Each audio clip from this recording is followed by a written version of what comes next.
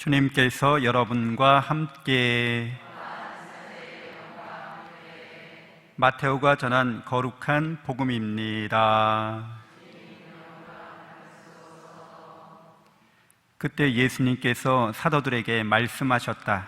가서 하늘나라가 가까이 왔다 하고 선포하여라. 앓는 이들은 고쳐주고 죽은 이들을 일으켜 주어라. 나병 환자들을 깨끗하게 해주고 마귀들을 쫓아내어라. 너희가 거저받았으니 거저 주어라. 전대에 금도 은도 구리돈도 지니지 마라. 여행 보따리도 여벌옷도 신발도 지팡이도 지니지 마라. 일꾼이 자기 먹을 것을 받는 것은 당연하다. 어떤 고을이나 마을에 들어가거든 그곳에서 마땅한 사람을 찾아내어 떠날 때까지 거기에 머물러라. 집에 들어가면 그 집에 평화를 빈다고 인사하여라. 그 집이 평화를 누리기에 마땅하면 너희의 평화가 그 집에 내리고 마땅하지 않으면 그 평화가 너희에게 돌아올 것이다. 누구든지 너희를 받아들이지 않고 너희 말도 듣지 않거든 그 집이나 그 고을을 떠날 때에 너희 발에 먼지를 털어버려라. 내가 진실로 너희에게 말한다. 심판 날에는 소돔과 고모라 땅이 그 고을보다 견디기 쉬울 것이다. 주님의 말씀입니다.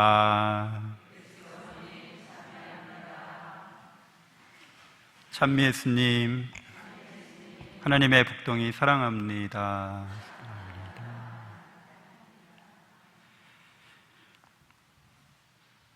네, 하느님 나라가 가까이 왔다 선포하라고 명하시면서 사도들을 파견하시는 것이죠.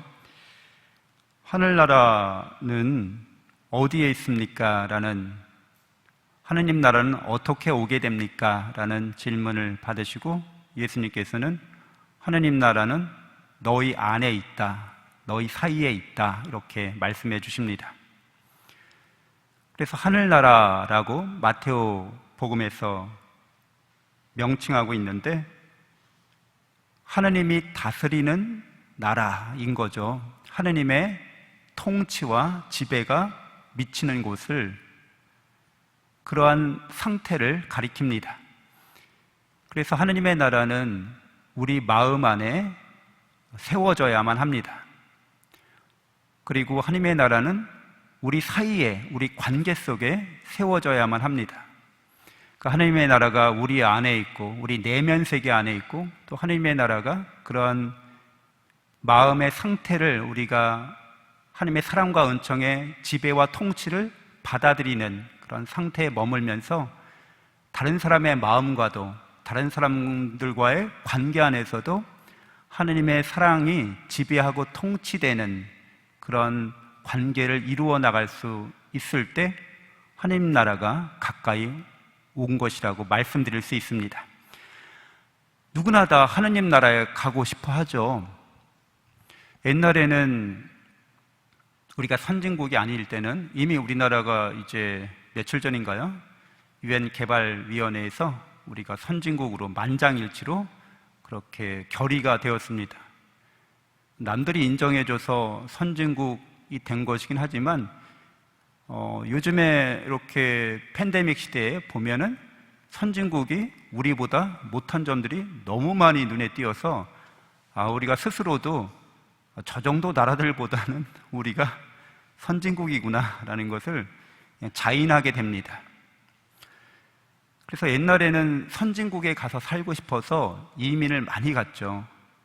근데 요즘에는 그 이민 간 사람들이, 해외에 머물고 있는 사람들이 어떻게 하면 국내에 돌아올 수 있을까를, 자가 백신을 맞은 분들은 이제 자가 격리 면제 대상이라고 그렇게 정부 당국이, 방역 당국이 정하니까 한국에 돌아오고 싶어하는 해외에 있는 교포들이나 거류민들이 많이 있습니다.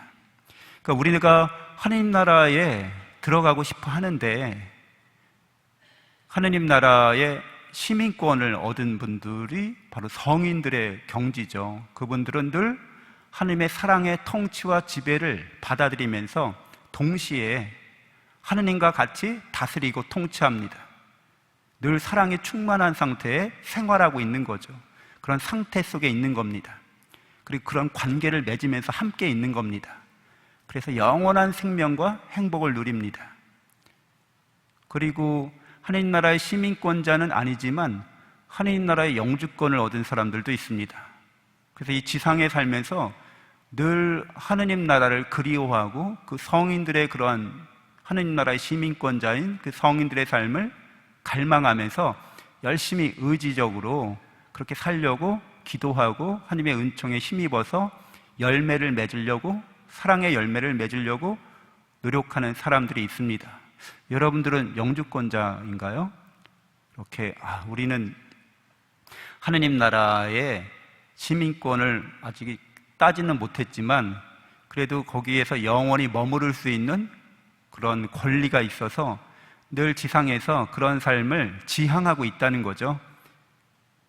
그 다음으로는 이제 체류민들이 있죠. 그 하느님 나라에 잠깐 이렇게 체류했다가 다시 이 지상 세계로 오는 사람들, 이 현 세계의 삶의 방식을 쫓아가는 사람들입니다.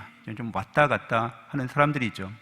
그래도 하느님 나라에 대한 삶의 선택을, 결정을 하느님 나라로 가겠다고 정한 사람들인 거죠.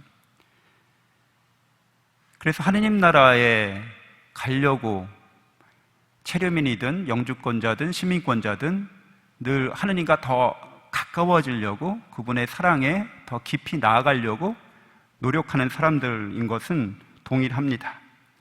하느님 나라에서 예수님이 선포하시면서 그 나라에 갈 수 있게 만들기 위해서 앓는 이들 고쳐주고 죽은 이들을 일으켜 주어라 라고 말씀하시는데요, 앓는 사람, 죽은 이들은 하느님 나라에서 멀어진 사람들을 의미하겠죠. 옛날에 이렇게 병이 들거나 이렇게 죽음을 겪는 것은 다 죄의 탓이고 그것은 죄의 결과라고 그렇게 받아들였던 거죠. 그래서 예수님 당시에 하느님 나라를 선포하려면 죄와 병을 같이 생각하는 그 사람들을 위해서라도 병이 낫는 기적이 일어나야지만 이 사람이 죄를 용서받았구나라고 받아들일 수 있는 거예요. 그러니까 이게 같이 하느님 나라를 증거하는 데 있어서 왔다고 그들에게 설명하는 데 있어서 병이 나아야 되고 죽은 이들이 일어나는 기적이 일어나야 합니다.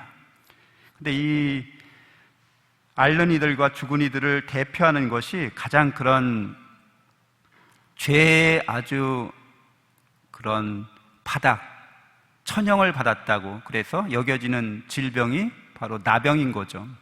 그래서 인간다운 형상을 잃어버리고 인간의 사회에서 이제 따로 격리되는 거죠. 배척받아서 인간 삶에서 같이 할 수가 없는 사람들이 바로 나병 환자인 거죠.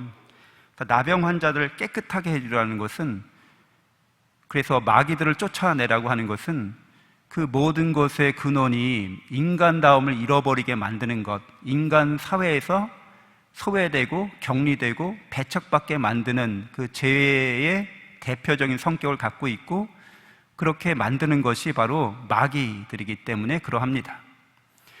그래서 우리가 인간다운 삶을 살아가는 것, 하나님의 모습으로 계속해서 하나님을 닮아가는 삶을 지향할 수 있도록 제자들이 역할을 하라고 파견되는 것인데, 너희가 거저받았으니 거저주라고 그렇게 덧붙이십니다. 그러니까 여러분은 하나님의 사랑과 은총을 거저받은 사람들이라는 거죠. 여러분이 뭔가 노력해서, 여러분이 뭔가 공로가 있어서 하나님의 사랑을 받는 게 아니라 하나님의 사랑은 거저 베풀어집니다. 그래서 여러분들이 하나님 나라의 체류민이든 영주권자든 시민권자든 그 모든 것은 다 은혜로 받은 것이라는 거죠. 그래서 충분하게 기꺼이 나누어 줄 수 있습니다. 그래서 그런 모범적인 모습을 우리는 제1독서에서 요셉에게서 보게 됩니다. 요셉은 이제 어제에 이어서 형들과 만남 중에 이제 자기 자신의 정체를 드러내죠. 제가 요셉입니다 얘기했을 때 그 형제들이 말문이 막힙니다. 그래서 요셉이 형제들의 마음을 헤아리면서 괴로워하지도 말고 자신에게 화를 내지도 마십시오. 우리 목숨을 살리시려고 하느님께서 나를 여러분보다 먼저 보내신 것입니다. 라고 그렇게 위로합니다. 그러니까 요셉은 하느님을 닮은 모습으로 형제들을 대하고 있는 거죠. 요셉 자신이 죄의 경험을 했고 악을 경험했고 그리고 죽음에 이르는 길을 걸어가고 있었습니다. 그래서 괴로워했고 분노 속에 살고 있었습니다. 그런데 하느님의 사랑 안에서, 은총 안에서 하느님의 섭리를 깨닫고 나서는 하느님께서 이런 형제들 간에 이 집안에서, 자기 자신의 집안에서 벌어진 그런 죄악의 결과들, 그래서 모두가 죽을 수밖에 없는 그런 비참한 삶의 운명에서 요셉이 하느님의 뜻에 따라서 준비되고 또 하느님의 뜻에 따라서 그 시련과 역경을 잘 극복하고 마침내 자신의 삶의 전체 그런 인생의 의미를 하느님의 사랑 안에서 바라볼 수 있었던 거죠. 그래서 하느님의 사랑과 그분의 자비로 형제들을 대해줍니다. 그래서 이렇게 형제들을 구원하기 위해서 자기 자신이 먼저 파견되었다, 이렇게 말할 수 있었던 거죠. 여러분들도 이제 하느님 나라를 맛본 사람들, 하느님 나라를 지향하고 갈망하는 여러분들은 다른 사람들의 구원을 위해서 세상으로 파견됩니다. 평화의 사절로서 여러분이 보내지는 거죠. 하느님 나라는 우리를 평화로운 삶으로 이끌어 갑니다. 평화롭다 하는 것은 충족되고 만족됐다는 거죠. 세상의 분쟁과 세상의 갈등과 세상의 전쟁은 불충분하기 때문에, 불만족스럽기 때문에 일어나는 일들입니다. 모든 것들이 제한되어 있고 조건지어져 있는 거죠. 그래서 하느님을 떠난 이 세계만 바라보는 사람들 사이에서는 분쟁과 갈등을 피할래야 피할 수가 없습니다. 더 많이 갖고 싶은데 내가 더 많이 가지면 다른 사람이 적게 가질 수밖에 없다고 그렇게 여기는 거죠. 하느님의 나라는 우리를 충족시키고 만족시킵니다. 그것은 이 세상을 뛰어넘어서 하느님의 사랑 속에서 우리가 영원히 살 수 있도록 그렇게 그분이 우리를 이끌어 주시기 때문에 가능합니다. 그래서 다른 사람들에게 여러분들이 평화를 전하는 사절로서 이웃들에게 하느님 나라의 맛을 보여주고 함께 하느님 나라의 사랑으로 마음속에 왕국을 세우고 또 그런 관계를 맺으면서 살아갈 수 있도록 함께 기도 바치도록 합시다.